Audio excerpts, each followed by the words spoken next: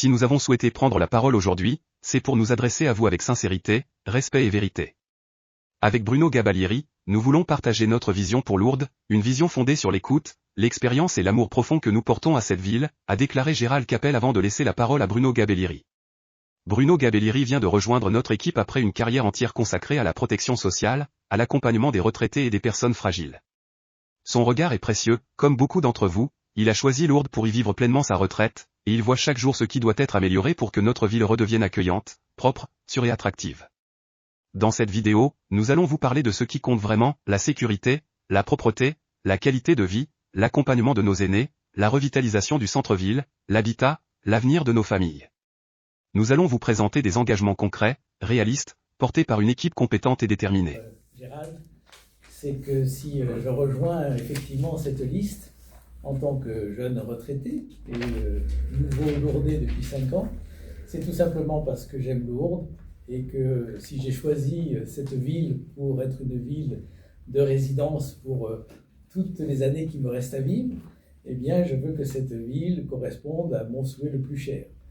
Effectivement, quand on se promène dans Lourdes, on ne peut qu'être frappé par la mendicité, on ne peut qu'être frappé par malheureusement la saleté, on ne peut être frappé que par une voirie dégradée et effectivement, comme le disait Gérard tout à l'heure, l'éclairage public la nuit, c'est une priorité des priorités pour des personnes retraitées comme moi ou des personnes âgées qui ont encore plus de difficultés de mobilité que moi-même.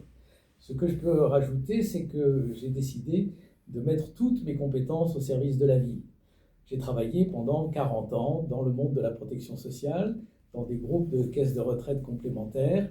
Mon travail a commencé dans l'action sociale, j'ai construit des maisons de retraite, j'ai construit des cliniques gériatriques, j'ai construit des établissements pour handicapés sur toute la France, quand j'étais dans le monde Agir Carco, qui sert toutes les retraites complémentaires des Français.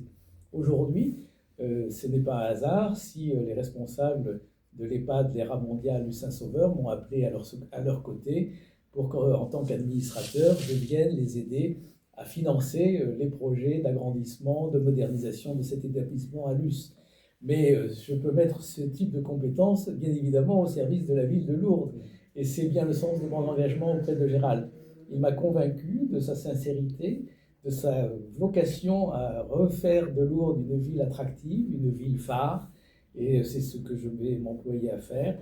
Il était extrêmement important qu'effectivement, comme il l'a dit, la gestion des finances de la ville soit confiée à des experts. Il n'est pas normal que l'on paye des impôts locaux à la hauteur où ils sont. J'ai quand même choisi Lourdes, j'ai quand même choisi de rester à Lourdes. J'ai, vous le savez sans doute déjà, acheté d'abord une résidence secondaire, puis je me suis installé avec une deuxième résidence à côté de la première pour en faire ma résidence principale.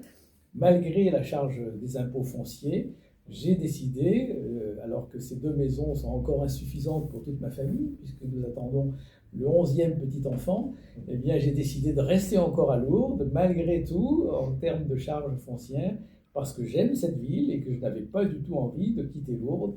Et j'aurais pu quitter Lourdes en achetant plus grand et plus, je dirais, arboré et plus vert que ce que, effectivement, la ville de Lourdes peut offrir aujourd'hui. Mon objectif, en rejoignant la liste de Gérald, c'est effectivement mettre mes compétences au service de la ville. Aujourd'hui, je suis en capacité, effectivement, de mobiliser tout un réseau, mon réseau national, mon réseau européen. Je peux le dire, puisque j'ai été en fonction à Bruxelles pendant 25 ans. Aujourd'hui, beaucoup d'Européens connaissent Lourdes par le nom de la ville, par la marque Lourdes. Eh bien, il faut redonner envie à tous ceux qui ont entendu parler de Lourdes de venir comme touristes, mais aussi venir comme résidents. Je suis extrêmement heureux depuis 5 ans comme résident à Lourdes. Je suis pêcheur, chasseur, varapeur. Mes amis qui pratiquent les mêmes hobbies sont ravis de me retrouver ici à Lourdes. Et je suis sûr que beaucoup de Lourdais ont des parents, ont des enfants qui veulent revenir à Lourdes si effectivement Lourdes redevient attractive. Il faut réveiller le centre-ville, comme le disait Gérald. Il faut faire revenir des entreprises. Lourdes a un atout phénoménal, c'est l'aéroport. Nous ne le savons pas assez à Lourdes. Tarbes le sait. Il faut absolument diffuser la facilité d'accession de la ville de Lourdes au plan national et international. C'est pour moi un des axes stratégiques majeurs du développement futur de la ville. Ensuite, comme le disait Gérald, il faut s'occuper des aînés. Le foyer Myriam fermé, c'est une erreur. Il faut effectivement trouver le moyen de créer des espaces de convivialité pour nos aînés. Moi qui suis engagé dans la vie associative locale, notamment dans le monde patriotique, dans le monde des associations d'anciens combattants, je vois bien que nos aînés ont besoin d'être visités, d'être animés, d'être cajolés. Il n'est pas normal de les laisser isolés dans l'isolement total. Nous avons aussi besoin de nous occuper de tous ceux qui sont en situation de handicap. Comme vous le savez, j'ai décidé de m'engager dans la fédération Aigues-Vives et la gestion d'Aigues-Vives à Lourdes, où on accueille 36 personnes en situation de handicap psychique grave. Eh bien, il faut être accueillant à Lourdes, mais on ne peut pas non plus accueillir toute la misère du monde. Il va falloir aussi savoir exactement quelle est la capacité d'accueil de cette ville, et il faut que nous soyons raisonnables, réfléchis, étudiant toutes les solutions de financement, mais aussi les solutions d'accueil.